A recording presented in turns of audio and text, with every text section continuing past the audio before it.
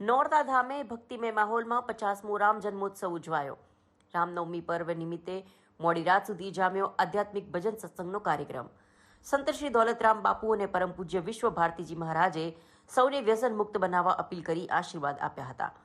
પાટણ સમીપ આવેલ પ્રસિદ્ધ યાત્રાધામ સમા નોરતા ધામે પરમ પૂજ્ય શ્રી દોલતરામ બાપુ તેમજ પરમ પૂજ્ય શ્રી વિશ્વ ભારતીજીના સહિતના સેવક દ્વારા દર વર્ષની જેમ ચાલુ વર્ષે પણ રામનવમીના પવિત્ર પ્રસંગે 50મો રામ જન્મોત્સવ ભક્તિસભર માહોલ વચ્ચે ઉજવવામાં આવ્યો હતો।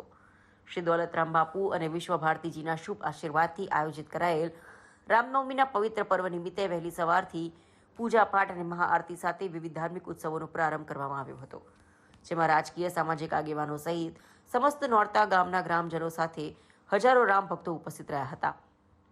ત્યારે પરમ પૂજ્ય શ્રી દોલતરામ મહારાજે પોતાની માતૃભૂમિનું ઋણ અદા કરવા 101 વખત સમસ્ત ગ્રામજનોને ભોજન પ્રસાદનો લાભ આપ્યો હતો।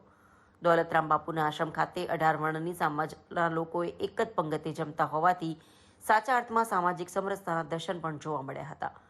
સંધ્યા સમયે સંત શ્રી દોલતરામ મહારાજના આશ્રમની બહાર રામનવમીને લઈ ભાતીગળ લોકમેળો ભરાતો હોવાથી વિવિધ ખાણીપીણીની લારીઓ સહિત વિવિધ મનોરંજનના સાધનોએ રામ ભક્તોએ અને બાળકોએ મોટી સંખ્યામાં લાભ લઈ આનંદ વ્યક્ત કર્યો હતો। રાત્રે ઉત્તર ગુજરાતના ખ્યાતનામ કલાકારોના વૃંદે આધ્યાત્મિક ભજન સત્સંગની સરવાણી વહેડાવી મોડી રાત સુધી રામ ભક્તિની રમઝટ મચાવી હતી। રાત્રિ દરમિયાન યોજાયેલા ભજન સત્સંગનો લાભ લેવા ધોળાપુરના રામ ભક્તો 5000થી વધુની સંખ્યામાં આવી પહોંચ્યા હતા। આ પવિત્ર પ્રસંગે પરમ પૂજ્ય દોલતરામ બાપુ અને પરમ પૂજ્ય વિશ્વ ભારતીજી મહારાજે ઉપસ્થિત સૌને વ્યસન મુક્ત બનવા અપીલ કરી રૂડા આશીર્વાદ પાઠવ્યા હતા।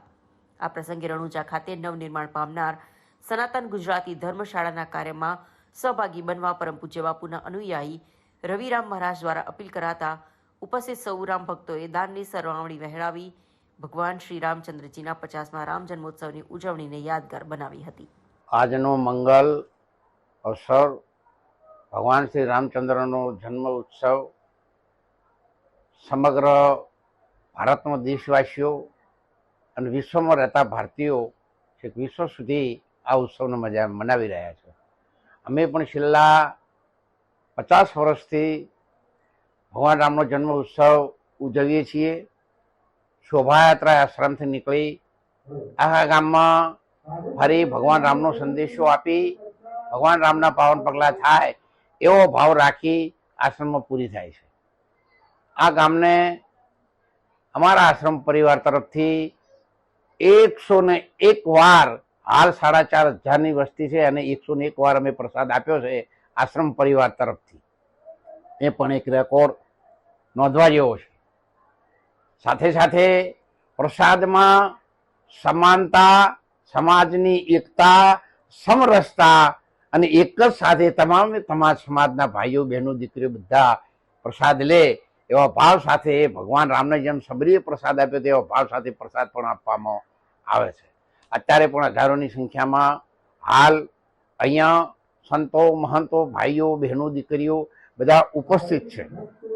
આપણે બધા આપણા દેશવાસીઓના માટે, આપણા રાષ્ટ્રના માટે, આપણી સંસ્કૃતિના માટે, ધર્મની જાગૃતિ માટે સાથે રહી અને સામાજિક સુધારણા માટે, સુખાકારી માટે, પર્યાવરણને પણ જબરજસ્ત મહત્વ આપી ઝાડ ઉગાડી અને આપણે પોતે જ પોતાની સુખાકારી આપણને પ્રાપ્ત થાય એવા પ્રયત્નો કરીએ, જેથી બીજા કોઈ પણ દેશની મેડિસિન ઉપર આપણે આધાર રાખવો પડે નહીં।